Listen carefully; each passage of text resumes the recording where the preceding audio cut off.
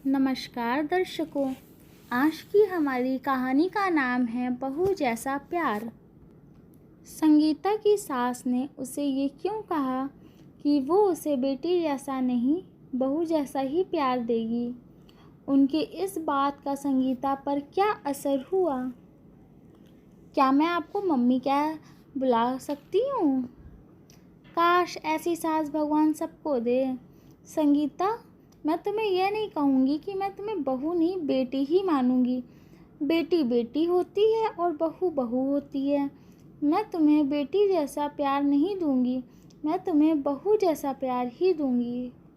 रह रहकर होने वाली सास के ये शब्द मेरे दिमाग में हथौड़े की तरह वार कर रहे थे। आज मुझे देखने प्रमोद के साथ उसके मम्मी पापा और दीदी जीजाजी आए थे। प्रमोद और मैं दोनों ही इंजीनियर हैं। प्रमोद की जॉब मुंबई में थी और मेरी बेंगलुरु में। प्रमोद मेरी बुआ जी के दूर के रिश्तेदार में कोई लगते थे। बुआ जी फूफा जी प्रमोद की और उनके परिवार की तारीफ करते थकते नहीं थे। प्रमोद के मम्मी की तो बुआ जी इतनी तारीफ कर रही थी जैसे कि वो खुद इंजीनियर हैं। पति और बेटा दोनों इंजीनियर हैं तो जाहिर है कि पैसों की कोई कमी नहीं है, लेकिन घमंड नाम की कोई चीज़ उनमें नहीं है। लड़ाई झगड़ा करना तो उन्हें आता ही नहीं। उलट उनकी हमेशा यही कोशिश रहती है कि उनकी वजह से किसी का दिल ना दुखे। खुद इंजीनियर होने के बावजूद और इतना पैसा होने के बावजूद खाना वे स्वयं बनाती हैं। सिर्फ सब्जी आदि काटने के लिए काम वाली की सहायता ले लेती हैं। उनका मानना है कि खाना हमें स्वयं ही बनाना चाहिए ताकि घर के सभी सदस्यों को शुद्ध और सात्विक भोजन मिले। इतनी तारीफ सुनकर मुझे मन ही मन लग रहा था कि यदि यह संबंध हो जाता है तो मैं अपने आप को बहुत खुशनसीब समझूंगी, क्योंकि कहा जाता है ना, पति पत्नी के गुण नहीं मिले तो चलता है, लेकिन सास बहू के गुण मिलना चाहिए, तभी वैवाहिक जीवन सुखी रहता है। यही सोचकर मैं मन ही मन खुश हो रही थी कि मुझे बहुत अच्छी सास मिलने वाली हैं। लेकिन आज जब उन्होंने बहू जैसा प्यार देने की बात कही तो वो बात किसी के भी समझ में नहीं आ रही थी। आज तक सभी ने यही सुना था कि हर सास ऐसा ही कहती है, तुम मेरी बहू नहीं बेटी हो, मैं तुम्हें बेटी जैसा ही प्यार दूंगी। लेकिन यहाँ तो उल्टा ही हो रहा है। बहू जैसा प्यार? घर में सभी को आशंका हो रही थी कि कहीं वह शादी के बाद फिल्मों वाली ललिता पवार टाइप की सास ना बन जाएं। यदि ऐसा हुआ तो मेरा क्या होगा? लेकिन सिर्फ इस एक बात को नज़रअंदाज किया जाए तो बाकी सभी बातें अच्छी होने से घर के सभी सदस्यों को लग रहा था कि ये रिश्ता हो जाना चाहिए और आखिरकार शादी हो गई। मेरी शादी तो हो गई, लेकिन दिमाग में हर वक्त मम्मी जी के शब्द, तुम्हें बहू जैसा प्यार दूंगी, गूंजते रहते थे। इसलिए मैं मन ही मन डरी हुई थी। मैं प्रमोद के इस बारे में बात नहीं कर सकती थी, क्योंकि मुझे डर था कि कहीं प्रमोद यह ना समझ बैठें कि शादी होते से ही मैंने मम्मी जी के खिलाफ उनके कान भरना शुरू कर दिए। इसलिए मैंने मन ही मन में फ़ैसला लिया था कि मैं अपना हर काम इतना परफेक्शन से करूँगी कि मम्मी जी को शिकायत का मौका ही नहीं मिलेगा। जब शिकायत का मौका नहीं मिलेगा तो वे ललिता पवार नहीं बन पाएंगी। इस बात का मैंने ऊपर इतना असर हुआ कि मैं हर वक्त डरी डरी सी रहने लगी। प्रमोद ने भी 2-3 बार प्रेम से पूछा, क्या बात है, तुम खुश नहीं दिखती, तुम्हें किसी ने कुछ बोला है क्या? मैं उन्हें क्या बोलती, मैंने इतना ही कहा, नहीं ऐसी कोई बात नहीं है, नया घर नया वातावरण, सब कुछ नया होने से शायद मैं अपने आप को एडजस्ट नहीं कर पा रही हूँ। धीरे धीरे सब ठीक हो जाएगा। मम्मी जी पापा जी भी मेरा बहुत ख्याल रख रहे थे, हर वक्त बहुत प्यार से पेश आते।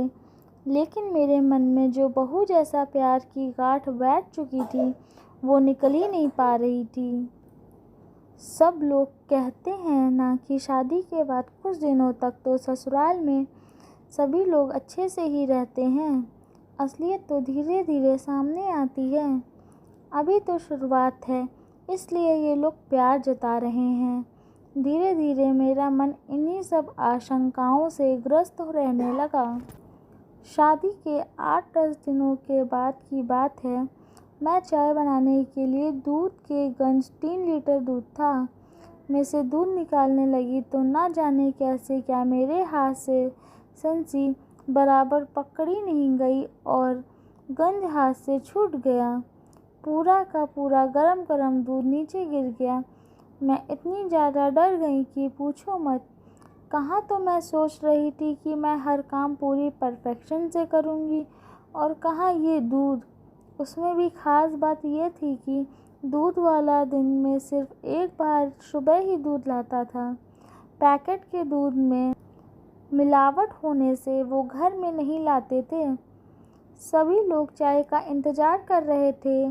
गंज गिरने की आवाज़ सुनकर मम्मी जी ने बाहर से ही आवाज़ लगाई, संगीता क्या हुआ? मैं तो इतनी ज़्यादा डर गई थी कि मेरे मुंह से आवाज़ ही नहीं निकली। तब मम्मी जी खुद किचन में आए और मम्मी जी को सामने देखकर मैं डर के मारे कांपने लगी।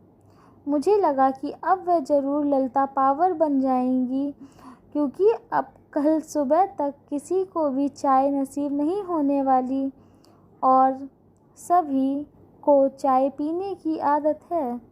मम्मी जी ने गिरे हुए दूध की तरफ और मेरे तरफ देखा और मैं बम फटने का इंतज़ार करने लगी। बस अब बम फटा, अब फटा, लेकिन ये क्या, बम तो फुसका निकला। मम्मी जी मेरे पास आए और बोले, कोई बात नहीं संगीता, तुम इतनी डर क्यों रही हो? तुमने कोई जानबूझकर थोड़ी ही गिराया है दूध, हो जाता है कभी कभी, कोई बात नहीं, तुम रिलैक्स हो जाओ। लेकिन मम्मी जी अब चाय कौन से दूध से बनेगी? दूध वाला तो कल आएगा। मैं अभी पैकेट का दूध बुला लेती हूँ। लेकिन आप ही ने कहा था कि अपने यहाँ पैकेट का दूध नहीं लाते। लाते तो नहीं हैं, लेकिन सभी को चाय एक का तरह का नशा हो गया है, तो चाय के बिना तो नहीं रहेंगे। इसलिए इमरजेंसी में एक आध बार चलता है पैकेट का दूध। हम लोग ऑफिस में चाय पीते हैं ना, वहाँ कौन सा दूध का उपयोग किया गया है क्या हमें पता चलता है? ऑफिस में हमारी मजबूरी है, लेकिन घर में जहाँ तक संभव हो शरीर के दृष्टिकोण से जो अच्छा रहता है वो करना चाहिए। इसलिए अपन पैकेट का दूध नहीं लेते, लेकिन एक आध बार में कुछ नहीं होता। रोज़ रोज़ थोड़ी ही दूध गिर जाएगा। अब तुम रिलैक्स हो जाओ। मैंने मन में सोचा, मैं फिजूल ही डर रही थी। मम्मी जी तो कितनी अच्छी हैं। लेकिन दूसरे ही पल सहेली की बात याद आ गई कि ये सब चोचले शादी के शुरुआत में ही होते हैं, आगे आगे देखना होता है क्या? ये बात याद आते ही फिर से मन में वही डर समा गया। एक बार और इसी तरह की छोटी छोटी गलतियाँ हुई, लेकिन तब मम्मी जी ने मुझे प्यार से ही समझाया। 4-5 महीने के बाद की बात है। सभी को पालक पनीर की सब्ज़ी बहुत पसंद थी। आज रविवार की सभी की छुट्टी होने के कारण पालक पनीर की सब्ज़ी बनाने का तय हुआ। सब लोग खाना खाने बैठे तो जैसे ही इन्होंने पहला कौर मुंह में लिया तो बहुत बुरा मुंह बनाया और एक घूंट पानी पीकर बोले कि आज सब्ज़ी में नमक डाला है कि नमक में सब्ज़ी डाली है। आज डबल नमक है सब्ज़ी में। मुझे काटो तो खून नहीं। हे भगवान, अब ज़रूर मम्मी जी अपना बहू वाला प्यार दिखाएंगी। कहेंगी कि तेरी मम्मी ने यही सिखाया क्या? पढ़ लिख कर नौकरी कर रही, इसका मतलब यह नहीं है कि तुम्हें सब्जी बनाना भी नहीं आना चाहिए। तुम्हारी माँ ने तो कहा था कि मेरी बेटी को सब आता है, फिर ये क्या है? मैं ये सब सोच ही रही थी कि इतने में मम्मी जी ने मुझे ज़ोर से झंझोरा। संगीता, संगीता, आ क्या हुआ? तुम काँप क्यों रही हो? रो क्यों रही हो? कुछ नहीं, वो सब्जी मम्मी जी, सॉरी ना। मालूम आज कैसे क्या नमक डबल हो गया। अब सब लोग खाना कैसे खाएंगे? फूल गोभी की सब्जी, दाल, चटनी और अचार है ना, खा लेंगे। तू घबरा मत, लेकिन आगे से सब्जी बनाते वक्त थोड़ा ख्याल दिया कर। दोपहर में जब मैं और मम्मी जी अकेले थे तब वो बोली, शादी हुई है तभी से मैं देख रही हूँ कि तुम फ्री नहीं लग रही हो। ऐसा लगता है कि खोई खोई सी, डरी डरी सी लगती हो। क्या बात है? यदि तुम मुझे नहीं बताओगी तो हम समस्या का निदान कैसे कर पाएंगे? यहाँ तुम्हारी मम्मी नहीं है, लेकिन मैं तो हूँ ना। तुम मुझसे अपने मन की हर बात कर सकती हो। उनके इतने प्रेम से बोलने पर मैं अपने आप को रोक नहीं पाई और रोने लगी। उन्होंने मुझे अपने बाहों में भर लिया। अब बता क्या बात है? मम्मी जी, जब आप मुझे देखने आई थी तो आपने कहा था ना कि आप मुझे बेटी जैसा नहीं, बहू जैसा प्यार करेंगी। हाँ, कहा था तो। बहू जैसा भी कोई प्यार होता है क्या? बहू की छोटी से छोटी गलती पर भी उसे इतना प्रताड़ित किया जाता है कि मानो उससे बहुत बड़ा गुनाह हो गया हो। इसलिए मुझे लगा कि आप मेरी छोटी से छोटी गलती पर भी महाभारत रचेंगी, इनको मेरे खिलाफ भड़काएंगी। इसी सोच के चलते मैं हर वक्त डरती रहती हूँ कि मुझसे कोई गलती नहीं होनी चाहिए। मुझ पर नाराज़ होने का आपको कोई मौका नहीं मिलना चाहिए। सच बताऊँ तो आज तक मुझे जो भी गलतियाँ हुई वो इसी घबराहट के चलते हुई। लेकिन मेरी एक बात समझ में नहीं आई, बहू जैसा प्यार करूँगी ऐसा कहने पर भी आपने आज तक अपना सासूपना नहीं दिखाया और मुझे डांटा भी नहीं। फिर आपने ऐसा क्यों कहा था कि आप बहू जैसा प्यार करेंगी? अरे पगली, मुझे नहीं पता था कि तू मेरी सादी सी बात को इतना दिल पर लगा लेगी।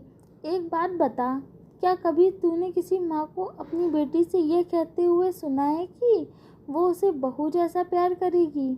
नहीं ना। जब हम बेटी को बहू जैसा प्यार नहीं करते तो बहू को बेटी जैसा प्यार क्यों करते हैं? इसका तो यही मतलब हुआ ना कि हम बेटी को ज़्यादा महत्व देते हैं, बेटी को ज़्यादा प्यार करते हैं। इसलिए बहू से कहते हैं कि तुझे बेटी बनाएंगे, तुझे बेटी जैसा प्यार देंगे।